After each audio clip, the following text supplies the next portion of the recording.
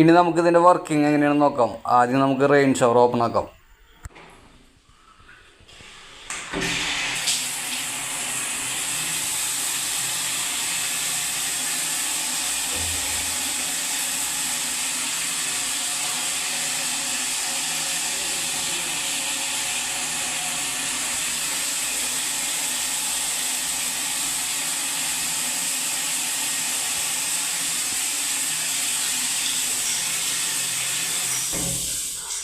അടുത്ത് നമുക്ക് 3-വേ ഡൈവേർട്ടറിൻ്റെ inlet open ആക്കാം. 3-വേ ഡൈവേർട്ടർ എപ്പോഴും സ്പൗട്ടിലേക്ക് ഓപ്പൺ ആക്കി വെക്കുന്നതാണ് നല്ലത്. ഈ സ്പൗട്ടിൻ്റെ മൗത്ത് വരുന്നത് ഫോം ഫ്ലോ ഫിറ്റിങ്സ് അല്ല, അതുകൊണ്ടാണ് ഈ വെള്ളം പതഞ്ഞ് വരാത്തത്. വെള്ളം നല്ല ഫോഴ്സിലാണ് വന്നുകൊണ്ടിരിക്കുന്നത്.